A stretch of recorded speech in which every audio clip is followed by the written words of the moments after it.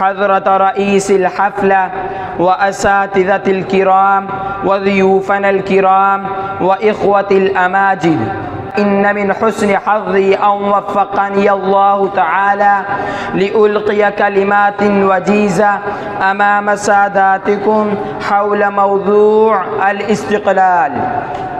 إخوة الإيمان، قد مرت على بلادنا العزيزة عصور مظلمة قائمة السواد، احتلال واستعباد وظلم وفساد وطغيان واستبداد، أذل النفوس الكريمة وأضعف الأخلاق الكريمة وأسود الحضارة الشرقية وشوه كل ما له علاقة بهوية الإسلام.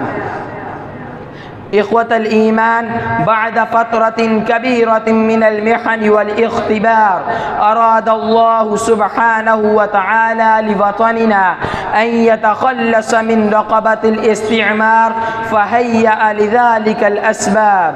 قائدا عظيما ضحى بالغالي والنفيس في سبيل تحرير بلدنا الجميل، وقدم علماء الأمة أرواحهم الطيبة في سبيل الحرية والإسلام، فاستجاب الله للعمل الصادق وحقق على أيديهم ما لم يكن في الحسبان، فأسست بلدة طيبة عزيزة على التقوى أساسها لا إله إلا الله، وهي شجرة طيبة أصلها ثابت وفرعها في السماء.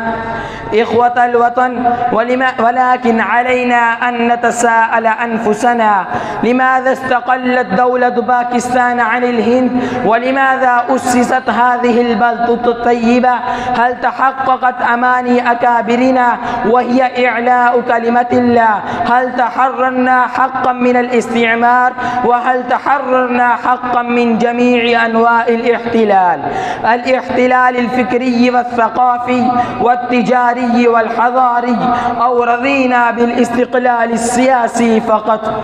إن مسؤوليتنا بالنسبة ليوم الاستقلال كبيرة، أن نذكي روح التعاون والتضامن والإخاء، وأن نقوي أواصر المودة والتلاحم، وأن نأخذ العبر والدروس من الماضي لأجل العمل في الحاضر، وأن نسعى في تجديد آمال المواطنين وأمانيهم، وأن نتقدم بهذا البلد نحو التقدم والرقي والازدهار في ظل الثوابت الإسلامية والمقدسات الدينية والحضارة الشرقية.